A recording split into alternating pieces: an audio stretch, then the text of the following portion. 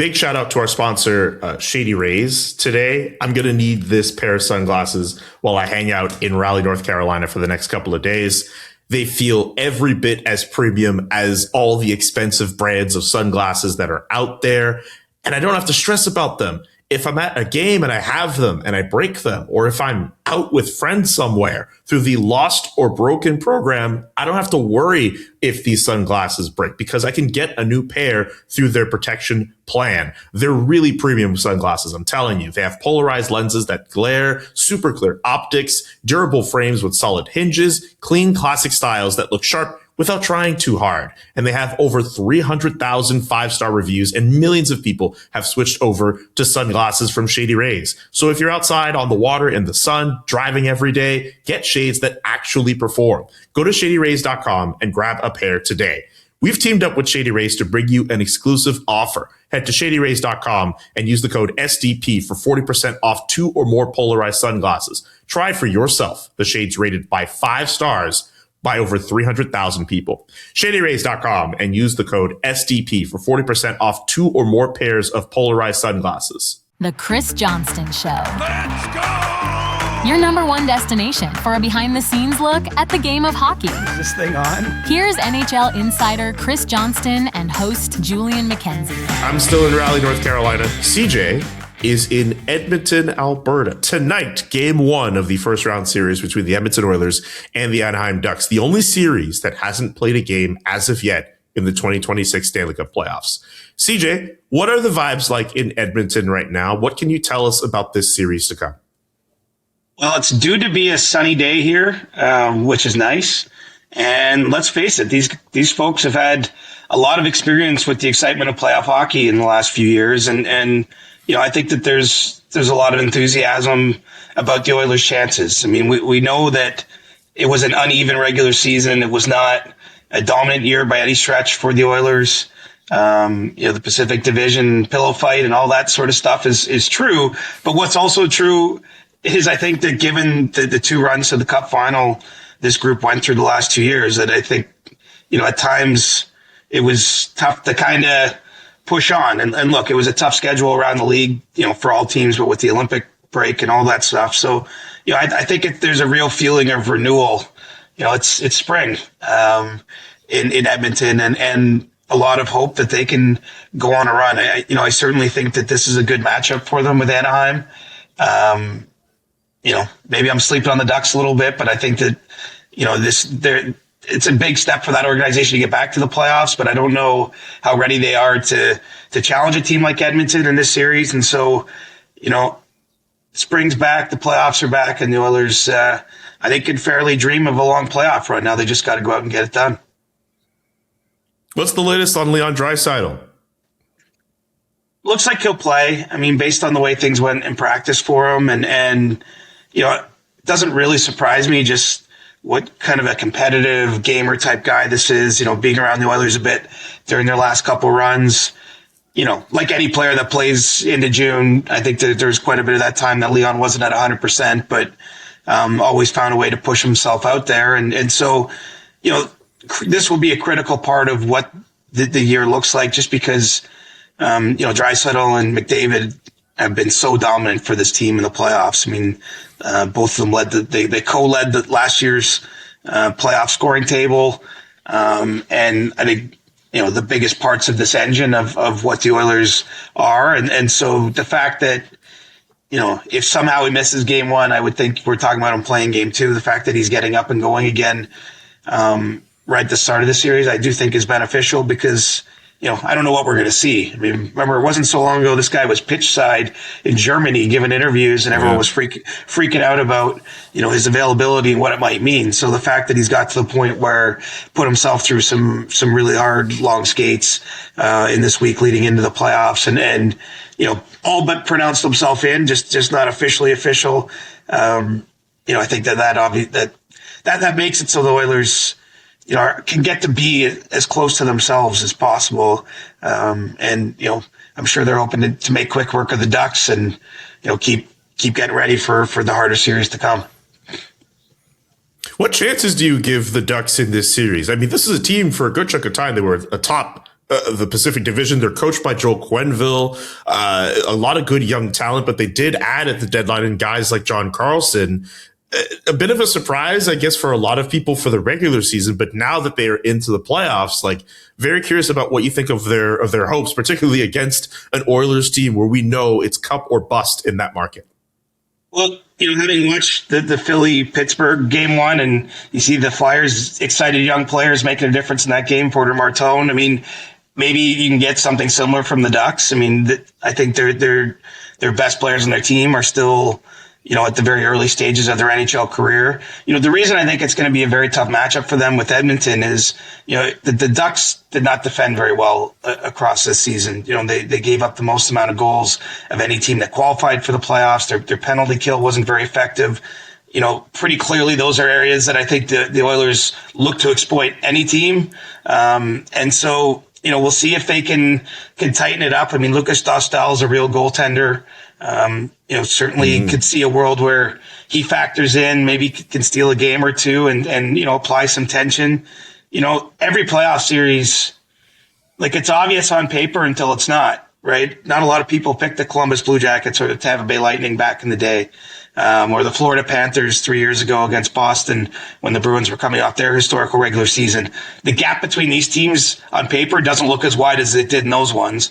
And in those cases, the underdog won. So, I should be careful and not speaking in too many certainties because, the game is played on the ice and in the game of hockey, as we know, some crazy things can happen. But, stylistically, I think this is a challenging matchup for the Ducks. And then just, they have experienced players on the roster, guys like Alex Killorn and Radko Gudas and, Jacob Trouba, Kreider. I mean, lots of players, the older players on this team have been part of, Stanley Cup runs in the past elsewhere. But, the engine of the Ducks is fueled by a group that's being here for the first time. And that may or may not be a factor. It's certainly one of the things I'm watching in terms of just storylines, narratives, and then obviously in reality when we see game one on Monday night.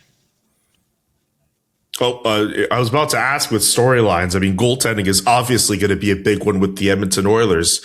What do you think about that situation in net? Obviously, they'll be coming in with Connor Ingram and Tristan Jarry as their options.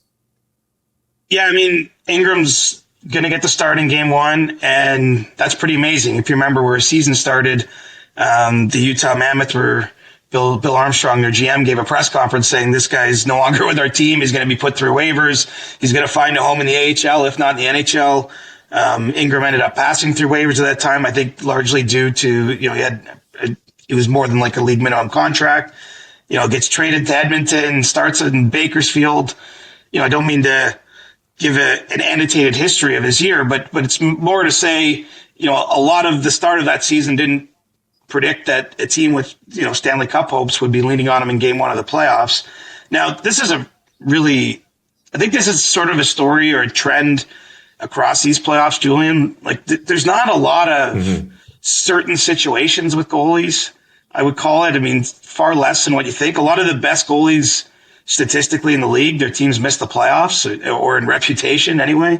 And so, I think given how Edmonton's last few playoff runs played out, where Calvin Pickard and Stuart Skinner both played meaningful amounts of time. Pickard, by the way, was recalled before the playoffs, so the Oilers have 3 goaltending options with Tristan Jarry and Pickard in addition to Ingram. I would suspect if the Oilers end up, playing multiple rounds again, you might see multiple goalies in the net, but it starts with Ingram. It's a pretty feel-good story given some of the challenges that he's dealt with and has been open about. Won a Masterton Award a few years ago, trophy. And, here he is, biggest start of his life. I don't think there's any way around that. And hard to know how it's going to go, how he's going to react. But, he certainly played very well down the stretch. And by the time it got to the start of the playoffs, there wasn't really much of a choice for Chris Knoblauch. It was pretty obvious that Ingram was the guy to go with. And, but as we know in playoffs, sometimes all you need is one or 2 days and that outlook could change. But it starts with him, and he's obviously looking to put a good foot forward. By the way, we went through a whole Oilers conversation, and I don't know if I asked a specific question about number 97. How's he feeling ahead of another playoff run with the Oilers? dialed in, focused, excited. Put him at the top of the list when you talk about players that, they're living for this time of year. It's no secret how much he's thirsting to win something. He's conveyed that in interviews across a number of seasons. We saw him after the Game 7 loss, the emotions 2 years ago and against the Florida Panthers. Unfortunately, the Olympics for Connor. I mean, he's the best player in the world. Feels like his time to win something, and he's had some close calls, some heartbreaks that I think have only added a little fuel to the fire. By no means am I suggesting he mailed in the regular season. He finished off with the most points in the league.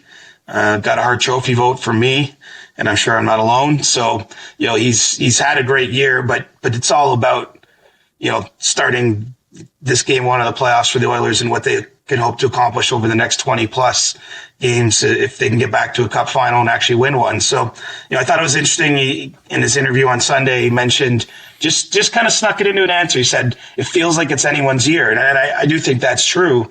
It's the sort of the hierarchy of the league feels a little less certain. Obviously, Colorado is the favorite in a lot of places with the regular season they had. They ran out ahead of everyone and, won the President's Trophy.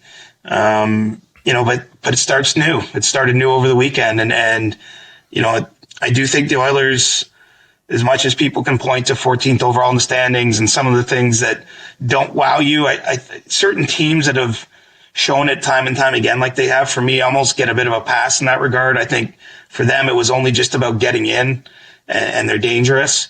And so number 97, I mean, he started his year giving Edmonton a pretty sweetheart, team-friendly 2-year contract extension that was done with the idea of really creating a window where he hopes to win a Stanley Cup here and sort of fulfill what he sees as his destiny, his purpose. And, I'm really excited to get a chance to watch him in the building in games that matter to see, we know about his highlight reel, but I think he's going to come shot out of the cannon to start these playoffs because he's healthy, he's focused, and he's got a lot to prove, I guess, in a sense, a lot to chase. I'm kind of jealous, honestly, just because you'll be in one of the best playoff atmospheres during the Stanley Cup playoffs. I'm pretty sure every building is going off, and we'll get to one building in particular who I want to get to, one team that did pretty well on Sunday. But in Edmonton, Oilers fans, particularly in the playoffs, they go crazy. You know this, I know this. So pretty jealous to see what they'll be like for ahead of game 1. Do you have a prediction for the series? I know you hate them. I have them in 6, the Oilers. I kind of wanted to see if you want to play along a little bit, and I totally understand. And you know what? No, I want to know if you have a prediction for this. Do you have a prediction for the series? Yeah, I went with the Oilers in 5. I just think, for the reasons I mentioned, that there's some stylistic mismatches, and I just believe a team like Edmonton is going to be ready. Like I don't see them.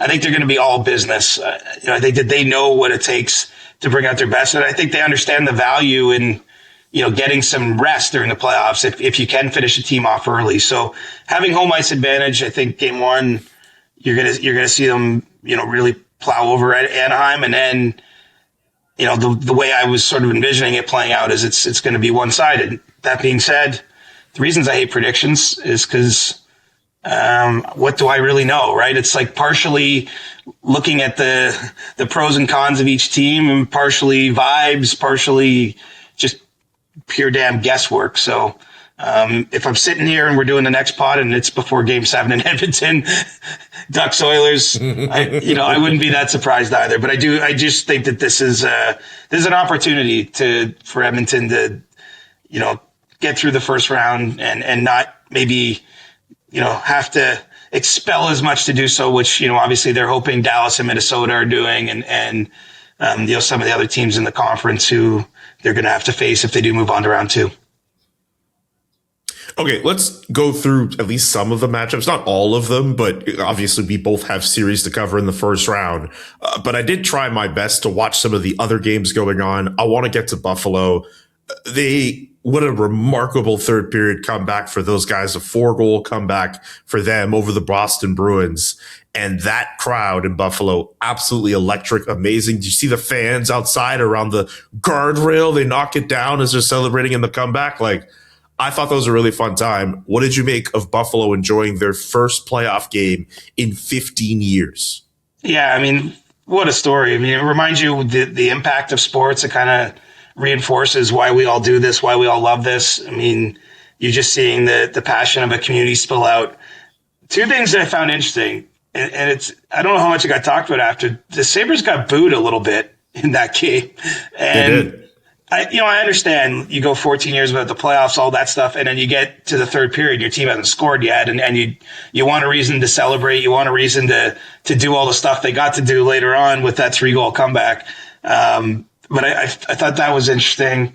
And, to be fair, when you look at the game, the first period was pretty even. Boston got ahead 1-0, and then the second period was all Buffalo, and they didn't break through. In fact, they found their lead. Their deficit go up by 1 to down 2-0. But, they were controlling a lot of the zone time and shots and that. And so, I think that they'll feel extra good. Not just, winning speaks for itself in the playoffs, but, that they, I think they really did lean on the Bruins pretty well. Now, some of that could be a score effects thing where Boston plays a little safer after getting that lead. But, it just seemed like if you look where the goals came from, like they really wore the Bruins down low, and the first Tage Thompson goals, wraparound goal, like they sort of leaned on Boston and created their own luck there. And we know what a great goalie Jeremy Swayman is. So that's, I think a couple boosts of confidence for the Sabres come from going through a tough time. You're even getting booed on home ice. Like you can imagine the mood on the bench. That would have been, they got tested there. And they're playing one of the best goalies in the league, still playing, and they find a way to manufacture those goals. And then you just see, looked insane, looked awesome. And that's, to me, that's what this whole thing is about. And, the Sabres, the reason it's so hard to win the Stanley Cup is you go through all the emotions of that night, and then you got to do it again 2 days later, and you got to kind of find a way to push through. But, worth the wait was all I could think of when I saw that. Kids grew up, got their driver's license, went to prom, went to university or college, and in the time between like seeing their last Sabres game and that game. I don't know if you noticed, like the shot of the canal side area outside the rink, which is where the fans were. A lot of those kids looked to be about like 20-ish. Like it was a lot of the kids or maybe 23 or whatever. But the point is they might faintly remember a Sabres game from their youth, but they're getting to live it for the first time. And it looked like they didn't leave anything out there themselves, and the partying and the celebrating. And it was just awesome. To me, I actually watched parts of all 7 games played so far in the playoffs just because the series I'm covering hasn't got going yet. So I had a little more availability over the weekend, and that was, there's other good games, don't get me wrong, but that was the game of the first 7 for me. Yeah, I think that was the most fun. There are people who might push back on Tampa Bay Montreal because that did go to overtime with the way that went, and Juraj Slafkovsky scored a hat trick in that game too. Those two, I think, are very close in terms of game of the weekend for the Stanley Cup playoffs. Yeah, and the Night Hawks might have even missed it Sunday night, but Vegas had a third period lead change too with Vegas coming back. Don't get me wrong. I think they did. The playoffs might have started a little slower. The game that you covered was more of a defensive chess match type of game. Obviously started with the fight off the hop, and you can tell us more about it. But I always found Raleigh to be a great building to go see games in. They really support their team well. But the first couple games of the playoffs were a little more methodical and didn't have as much of the back and forth, and then got heated up on day 2. So Tampa, Montreal. Those teams are so close, right? They basically have the same record. The Lightning have the experience and they have home ice, and then lo and behold, there's Montreal finding a way back in that game, and a lot of penalties. John Cooper afterwards was calling them stupid penalties by his team. Noting that a bunch of them came in the offensive zone, and obviously, if you give up 3 power play goals, all of them to one player on 5 chances to kill a penalty, that. If Montreal goes 60% on its power play through this series, I'm going to go out on a limb and say they win the series. Cooper also mentioned something, and I heard it in one of my conversations I had when I did the contender tiers with Harman Dial at The Athletic, but in the first round, there tends to be a lot of power plays. This is what an executive said to me. And what's interesting is Cooper mentioned this prior to game one. So it was sort of his prediction that he said, as the playoffs go along, you see less and less called, but power plays, and then obviously the flip side of that, your penalty kill efficiency, can have a real impact in round one. And, kind of played out in Tampa, seeing the number of calls there. And so that's maybe something for our viewers or listeners to watch as they go through the first round is, it's so often you get to the cup final and it's like one power play each. Like you're, having that advantage doesn't necessarily, for a team like Edmonton, for example, which has had a historically great power play for a number of years, as the playoffs go along, it becomes a little less and less of an advantage if you're not getting the unit on the ice together as often. But, in round one, that can be different. Obviously, there's so much emotion in these games. It feels like, the first shift of every playoff game, it's like there's no puck on the ice. Like it's just everyone is skating as hard as they can and finishing every hit as possible. And it's almost like nobody's trying to make a play, an offensive play at the puck or something like that. So, I think there's all kinds of reasons for it. I'm not coming at the referees with this take, but it's just something I've started to hear. And then Cooper mentioned it, and then look what happened in his game with the Habs to start that series. Yeah, I think Dangle on his stream had called it that John Cooper would find a way to talk about the officiating. And I get it. I mean, if you allow those many power play opportunities to the Montreal Canadiens, like that might end up being a discussion at some point. I mean, even the high stick and interference kind of double call that got called, like that was one of the more unique ones I've seen. The officiating obviously will always be a question when it comes to this game. It is what it is with the same officiating. We're not going to turn this into an officiating pod, but I'm not surprised John Cooper went there. Well, you put a microphone in front of him. He's got to do media as part of his job. You might as well make good use of it, right? You might as well start. I mean, look. And I don't think what he says publicly matters nearly as much as what happens privately. I mean, people might not realize, but there's a series supervisor that's assigned to every playoff series. Someone who works for the NHL hockey ops department, travels to the games, meets with the coaches. If there's issues that come up with the refereeing or anything else, there's definitely behind the scenes politicking that happens in those types of meetings. And given John Cooper's background as an attorney, and obviously his gift of the gab, very smart man. I wouldn't be surprised if that's an area where he excels, although I'm not in those meetings. It just feels like the shoe fits. I feel like nobody ever brings up the fact that John Cooper was an attorney in a past life. No one ever brings that up. I mean, it's a notable part of his past. It's a joke. I know it's a joke. I know. It's a joke.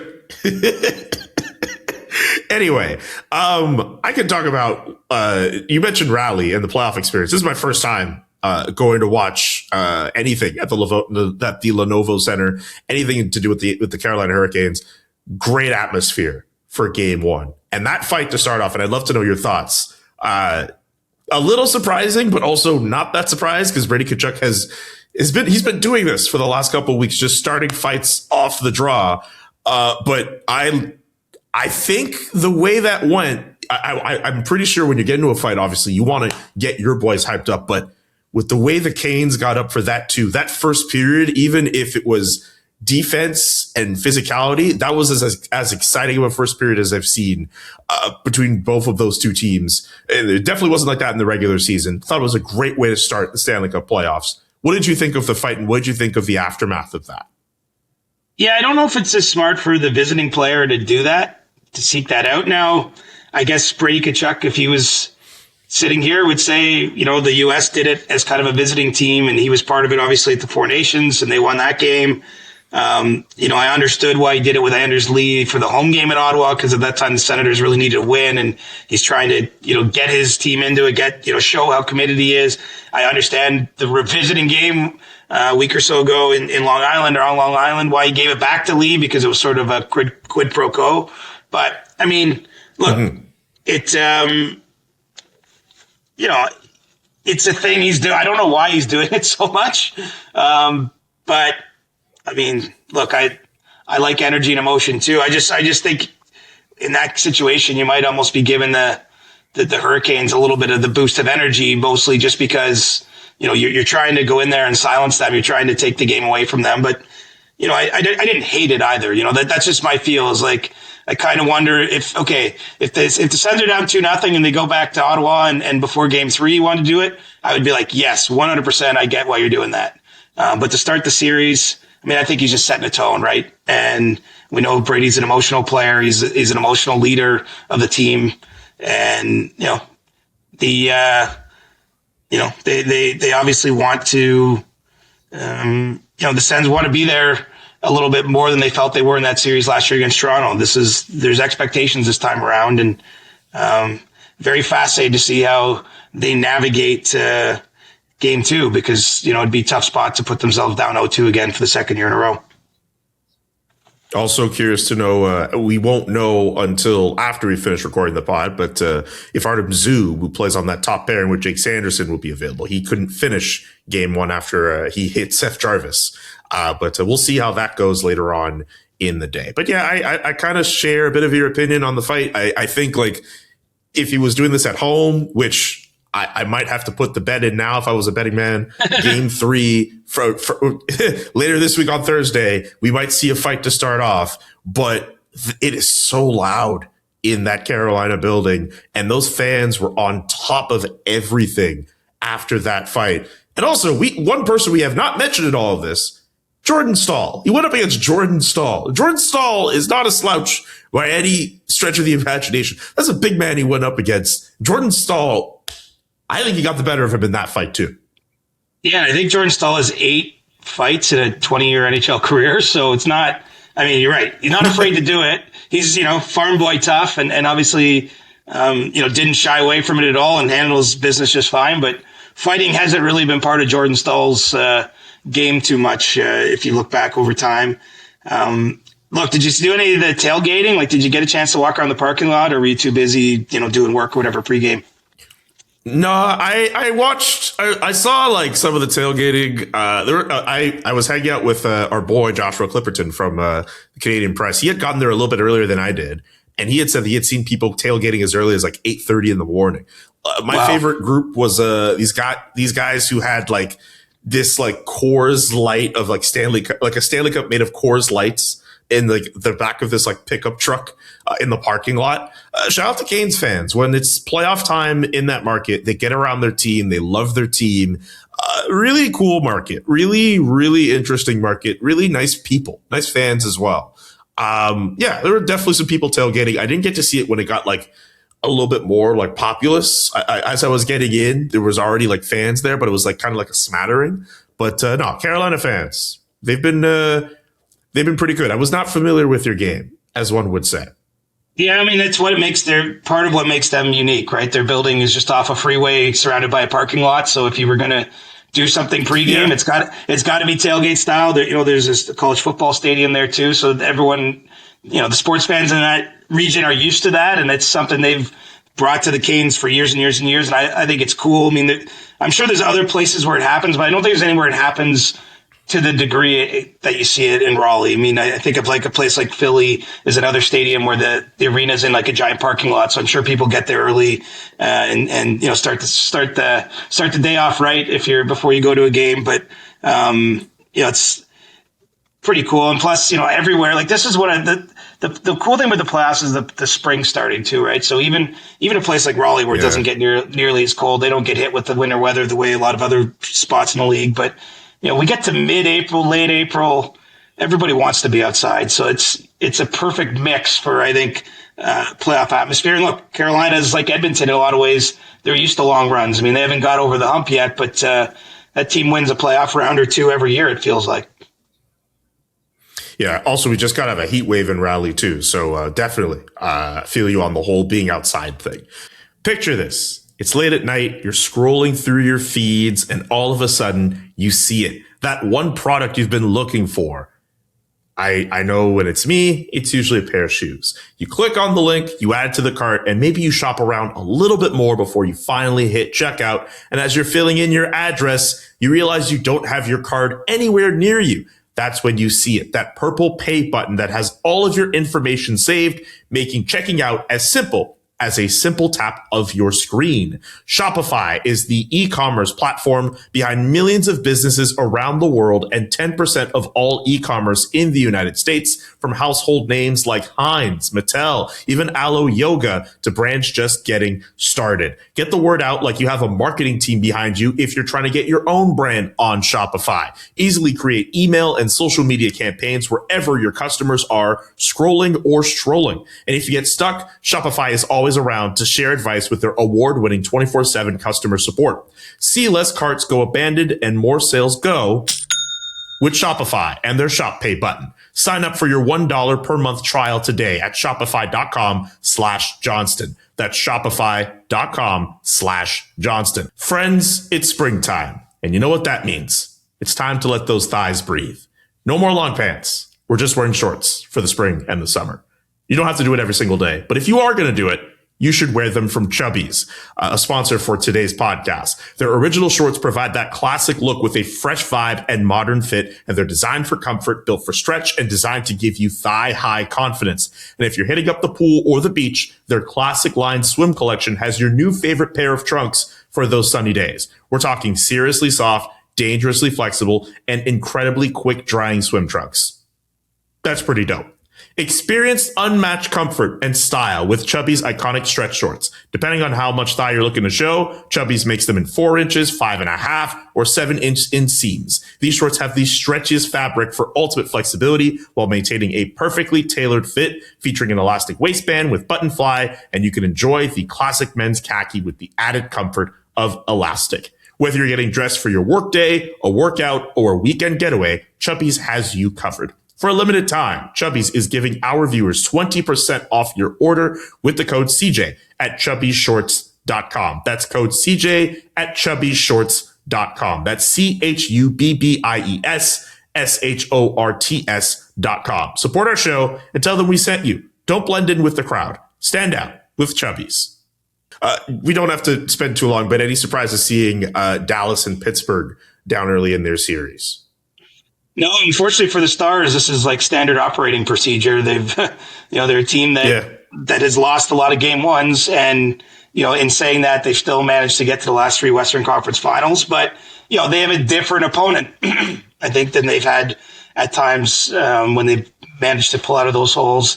To be fair, they did beat Colorado last year in round 1 in a pretty heavyweight matchup, but it's a heavyweight title fight with the Minnesota Wild, and Minnesota, piled the goals on them and, scored some empty net and gave them a pretty strong shot across the bow. So I would expect the Stars to have a little extra energy. Not as surprised by the Pittsburgh series, even though they were opening at home. And I feel like that Battle of Pennsylvania, or whatever you want to call it, is a little bit of a toss-up kind of series for me. I don't see one team as clearly having an edge over the other. And what was cool for the Flyers, as I mentioned earlier, just having someone like Porter Martone, who's played 10, 11 NHL games, score the winner. But they're relying on a younger roster. They've gone through their own little kind of rebuild, retool thing here, and it's got to be fun for a place like Philly. The fans didn't suffer as long as they did in Buffalo, but getting back to the playoffs, having these young stars, and then getting out ahead 1-0 in that series. I'm sure the Flyers fans are feeling pretty good themselves as they enter this week. For sure. And I didn't want it to turn into a whole thing we went through every single series, but I'm also not surprised to see Colorado up 1-0 in their series against Los Angeles Kings too. Just a lot of great games across this first weekend of the Stanley Cup playoffs. Hopefully that continues into the next week's siege. I don't know if you had any other thoughts you wanted to drop before I get to the Winnipeg Jets, but just wanted to say that. Yeah, no, it's been a great start to the playoffs, and I don't know, this is the best time of year, man. 3-4 games a day, staggered start times. Yeah. I think people will like. I mean, that did allow me to watch parts and good chunks of all 7 games because of the way that the start times have been sprinkled in across the league. And so buckle up and enjoy. Okay, we'll get to some teams who are out of the playoffs, notably the Winnipeg Jets. A couple days ago, Connor Hellebuyck met the media, and just kind of paraphrasing a little bit here, just look at the vibe of it, seemed a little frustrated at how things not just went for the season, but what could be coming for the future. Obviously, I remember where I was when I learned that he and Mark Scheifele signed long-term extensions with the Winnipeg Jets. And CJ, I hope you remember that day too. We were both recording at the same time when that happened. So to hear Connor Hellebuyck be a little non-committal about the future, just kind of questioning where they're at as an organization as well, and maybe building a winning team, like that was a little bit surprising to kind of hear. And I mean, if anything, it's not even so much of the things that he said. It's the long pause that he had when he was asked a question, particularly to his future. What did you make of that press conference? What do you make of his future with the Winnipeg Jets? Obviously, he has that long-term extension. I'd be surprised if he was going anywhere, but a bit of a surprising way to end his season. Yeah, I mean, he was just being honest. I think, a lot of those guys, it does remind me a little of Austin Matthews in Toronto. A little more direct, I would say, I guess, from Hellebuyck with the way he went through that. But, those guys are similar age. They've just won that gold medal in Milan. They want to win the big thing. I mean, the hardest thing with the NHL now is there's only 132 teams is winning every year. And so I think it spreads a disappointment around the great players that play on other teams that aren't part of that. And obviously with the Jets going from President's Trophy last year and getting to the second round and being right out of it this season. I mean, I just heard a guy who's thinking openly about I didn't interpret it like he wants out of Winnipeg, but then he's also looking at it's like, how do you solve a problem where he's like, but I don't feel particularly close to winning a cup here right now either, because it was, such a disappointing year. And so, I'm sure in management that got the attention of everyone there. In terms of just finding a way to make him feel better about, the direction everything's going. But yeah, it was, I applaud the directness, the kind of the vulnerability that I think he showed. But, Connor, you might blast, and I don't mean you, just in general, you might see, he leaves it open-ended, but he also spoke at length about why he signed in Winnipeg and how he feels a connection to the fans and the city. And he knows that not everybody feels that way, but, he also said a lot of things that made me think he wants to play there, but he wants a chance to win. And honestly, that's kind of how I boil down everything with Matthews. I know everyone grafts on, as I mentioned in our last pod, and it's like you want to almost apply your own bias to it. But I think it's as simple as, these guys have been with their teams for a long time. They've had years where felt like they were close to getting to a cup or winning a cup, and it hasn't happened. And all of a sudden, you're, in Hellebuyck's case, I think he's 33. Matthews is 29. You just start to see that. Not saying either of them are down in the league soon, but they, I think there's a little. It's like the midlife crisis of careers, a little bit kind of thing. So the Jets, I actually think, have a path back to being more contendery, but it's an important summer, and some of the free agent signings they made last year really didn't work out. They need to find a way, I think, to get a little older or younger rather, address a hole in their top six, try to bring in another forward. Ease the minds of someone like Hellebuyck, because they're going to need him if they're going to do it again in short order. Okay, I want to move on from one Canadian team to another that's out of the playoffs. This is an opportunity to do a very quick Leafs corner. Last time we chatted on the podcast, Matt Sundin was in conversations to join the Maple Leafs in some capacity. Do we have an update on that? But also, do we have an update on just their search for a new president of hockey operations or GM or just anything to do with their front office? Well, the search is ongoing. As I mentioned the other day, there is a sense that it might not stretch out as long as they initially ballparked, which was mid-May to late May. But, we're still in April. And so, I know there's some thought out there that maybe it's going to wrap up really quickly. My sources don't seem to line up with that. I think that there's still, a process they want to go through. Obviously, they're talking to a bunch of different types of people. They did meet with Sundin, as we discussed. I've heard there are other potential former Leafs alumni that are in the mix for some kind of role and are being brought in for those discussions. They've talked to a whole whack of what I'll call up and coming, smart AGMs, people with experience around the league, but haven't had the GM role. I can add another name to the list that we put out there. Evan Gold from the Boston Bruins, I'm told, has spoken to the Leafs here in the last little bit. in addition to the number of other people we've talked about, Ryan Bonus, Ryan Martin. Obviously they were looking to talk to Sonny Mehta before he went to New Jersey. And then you have the more, maybe different profile of guys like Chris Pronger and Mike Gillis. So, that's kind of the best I have for you. I know that a lot of those names have been out there, and I think that there's been a series of Zoom conversations, but, we keep in mind when it gets time for the Leafs to make this hiring, it will advance past, Keith Belly, Neil Glassberg, having these discussions with candidates to, recommendation to ownership. I would expect some in-person type of stuff to happen still. So, they're moving through it, but it's too soon for me to sit here and identify a favorite or anything like that, a front runner. And I still don't know what the front office is going to look like. With respect to those AGMs that I mentioned, and I guess we should mention John Chaika in there. He was a former general manager, of course, in Arizona, but has been out for a little while. I don't know if any of those people would be in the position where they would be at the top of the pyramid.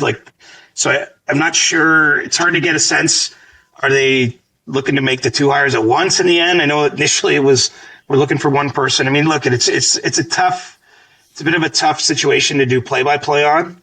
But I am confident in all the names I put out there that are part of those discussions and generally what still needs to happen. I think that they're working their way through it, but I don't think we're at the finish line just yet.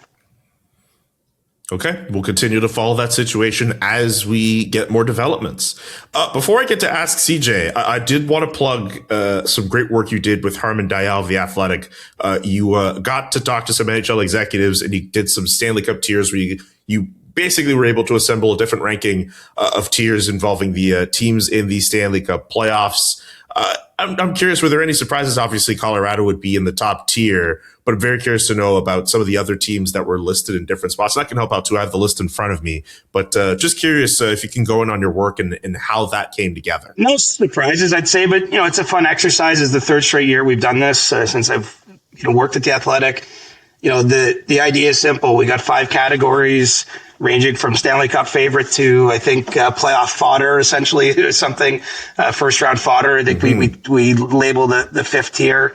And then we get, GMs, AGMs around the league to slot each of the 16 teams into one of those tiers, 1 through 5. And then we average the responses. I mean, what's interesting is Colorado averaged a 1, which tells you that all 9 people that we spoke to for this story have them in as a Stanley Cup favorite. That's unusual. The first time that we've done it where, usually there's general consensus on the top teams, but not everybody puts it, one team as a Stanley Cup favorite. I think it's totally fair given the year Colorado had and the separation they had in the standings for much of the season. But, that's a little different. And then, you can kind of see the range and, some teams there's a huge difference between, like, some teams, one exec sees them as a 4, which is to say not really a danger to go on a run. And another exec might see them as a 2, a team to watch out for. So, I think it sort of speaks to that McDavid comment about being wide open the way the results came back this year. But, I like doing that exercise. The hardest part about it is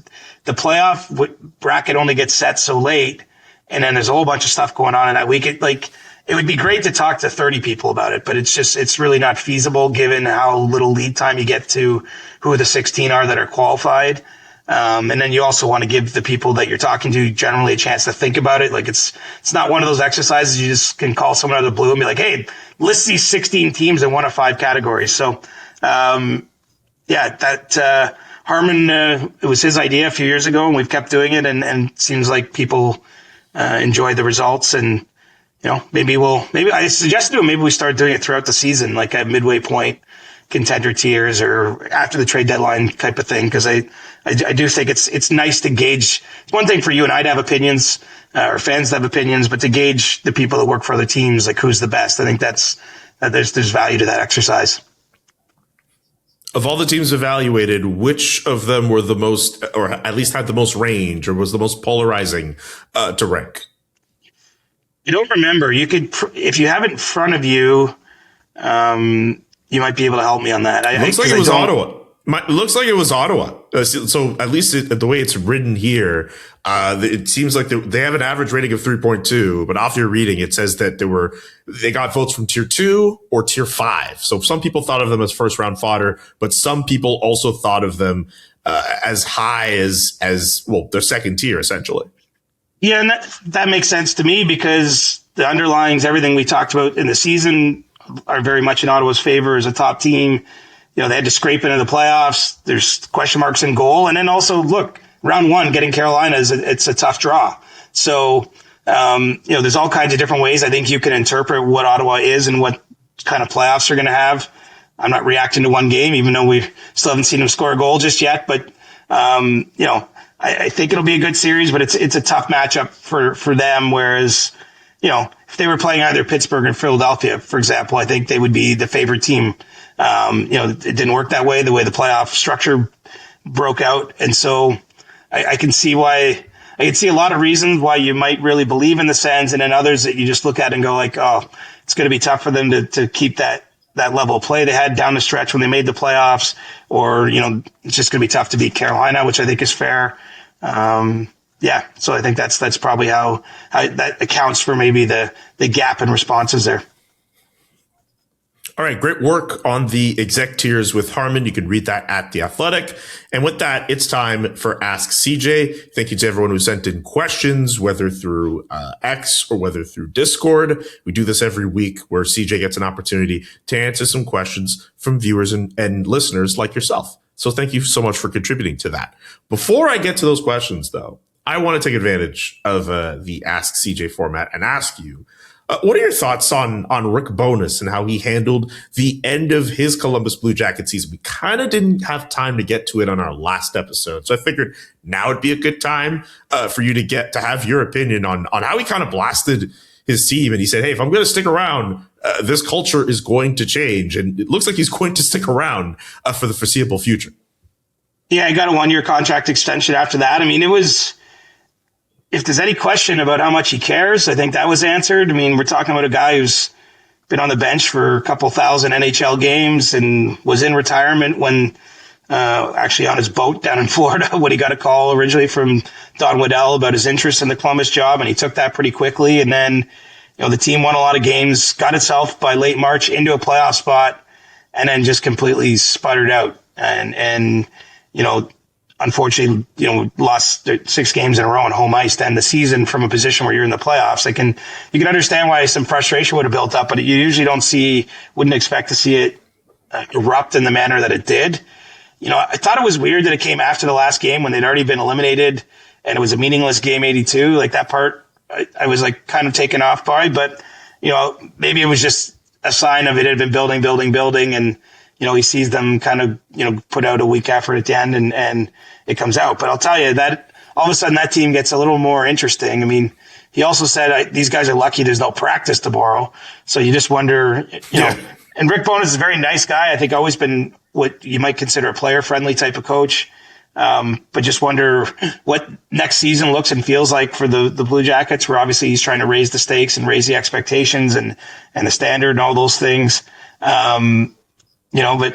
I wonder what the players thought. It's hard not to think that they might be like, all right, the season's already lost. But, I think in the big picture, he didn't say anything I can object to. I mean, the Blue Jackets as an organization have been, looking to, they for 25 years, they've not accomplished a whole lot, right? They've not been a team that, has been able to kind of take the next step or become, more of a factor in the league. And perhaps it starts with something like this, from Bowness, but, he's also only on a 1-year deal. So I think it's a pretty interesting situation to monitor going forward. Next question. Producer Drew is trying to make it a habit of trying to chime in on these things, but he would like to know your top 5 cities, of those, in the Stanley Cup playoffs. Top 5 cities to visit of all these Stanley Cup playoff teams. Well, I got to think of that question like we're not going on vacation.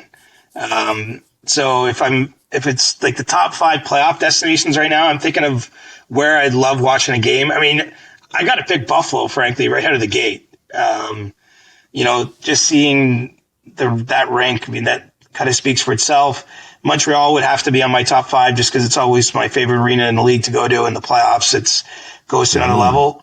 Not just saying it because I'm sitting here, but Edmonton would be in my top 5 places to see a playoff game this spring of your options. Gets a little dicier from there. I've always loved going to Tampa, but I don't know, is it in the top 5?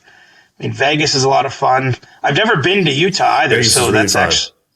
I was going to say I haven't been to Utah, so I don't know if it's fair for me to exclude them. It's just like a big unknown for me, and I would imagine it'd be a pretty exciting first ever home playoff game for them once they get there for Game 3 of that series.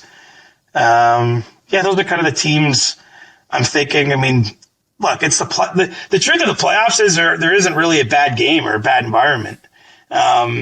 Minnesota is a sneaky place. I mean, the hockey places where there's like expectations. Maybe some of these hockey cities are having, and I'm not bagging on warm weather climates as not being hockey cities, but there's a lot of talk, obviously, with the way the last few cups have gone, that there's all these advantages to being located near a beach or with certain state income taxes. But this might be a year, depending on how some of these matchups break, that it's the Edmontons and Montreals and Buffalo's, Minnesota's, the more traditional cold weather climates that don't have beaches and favorable tax situations that actually have their moment to puff out their chests.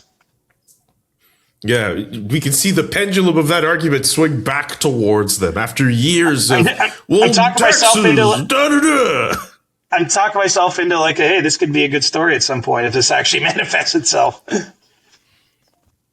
Yeah, I see that. I see that in action, literally, as you're saying it. Cody Brown has a question for you. I am absolutely not interested in the playoffs. Leafs fan, give me a storyline to get me into a first round series. Otherwise, waiting for football. Go Browns, sadly. Jeez. Well, I'm sorry about that, to hear that. I would think one of two would be good for you, Cody. I think Montreal or Buffalo are two teams to get invested in. The Canadians, just being historic hockey place, it's been a while since they've had a team like this. They've got a lot of young talent that I think can make you excited. I mean, seeing Slafkovsky score a hat trick on the first game can tell you that, but between Lane Heights and, Demidov, Nick Suzuki, I guess, is no longer a young player, but he obviously took a step this year. Caulfield had 50 goals. I think that if you're a neutral, that it wouldn't be hard to watch Canadians games and get excited. Similarly for Buffalo, it's an underdog story. It's a comeback story. It's got all the hallmarks of things that I think, really can resonate for any sports fan. And I don't know if they're going to be able to win their first round, but if they ever won the first round, if they really got galloping there, I could see the Sabres being kind of everyone's second favorite team kind of vibe. There's two more if we still have time. From James, instead of a play-in, what are your thoughts on having a CFL style crossover where a team from one conference could cross over and take a wild card in the other? Say, for example, the Washington Capitals could cross over to the West and take wild card 1, knocking out the Los Angeles Kings. Travel would be an issue, though. I know. That is a question from James. Yeah, it's like travel, it's TV networks and time zones. If a team from, like in the old days, Detroit was in the Western Conference and they were, an East Coast time team that plays a round 1 series against San Jose. It's not very convenient to watch those games back in Detroit. So all those kinds of issues are at play. I don't mind it, though. I'll tell you this. There's a lot of people, when I was doing my balloting last week for the awards, that, you have to be a playoff team as part of like the unofficial thing that they consider with some of these awards. I actually personally didn't prioritize that because I don't think it's fair to punish, say, a Columbus Blue Jackets player who's really good at defense, because his team missed the playoffs, but they missed the playoffs with more points than teams in the West that made it. Like, it feels like because the playoffs are kind of hard as they are these days, I'm open to change. As I think any 100%, or even if you're a 22% of this podcast, you've probably heard me complain or rail against the playoff format in the NHL. So, I'm open to new ideas. That one's a fun, creative one, but I don't think it's very realistic. what is interesting, and I can't remember if I shared this on the pod, and I'm sorry if I did, but originally when this format came into being, when you got to the conference final, it was supposed to be a reordering, meaning a team from the West could play a team from the East if it was, 1-4, 2-3 based on their regular season finish. The Players Association shot that down. But there was a world where you could get to the third round and you have Edmonton play Montreal in round 3 or something like that when this playoff format first was proposed. But alas, we don't live in that world. That actually kind of sounds like a cool idea, even if travel would have been a bit of a mess. That's it. Oh, damn. Actually, I don't know if I've ever heard you share that story before, unless I'm blanking right now. That actually sounds like a cool idea. I know I said it somewhere else recently, and that's why I couldn't remember if it was on our show. But yeah, that is the truth. And the cool part about it is, in theory, you could get a Edmonton Calgary final. Like it would be possible because of 2 East teams or 2 West teams could meet in the Cup final if you did it that way. And I think the thinking is, by not doing it till the third round, you could get into a weird travel situation, but it's later in the playoffs, maybe not as, not going to hold things up as much. Anyway, it's in the dustbin. I don't know if it'll ever come back out as an idea, but that was on the table 10 or 12 years ago when they went to this playoff format. Don, last question for you. Wants to know, is the award for player most important to their team misunderstood because the people voting for the winner would in fact prefer to vote for the MVP? Maybe a bit of a weird question, but I think they're trying to think of the definition for the Hart Trophy and how people think about it in terms of, it's the player most important to their team and not like how people see like in the CFL as the most outstanding player. I think that's what they were trying to ask with this question.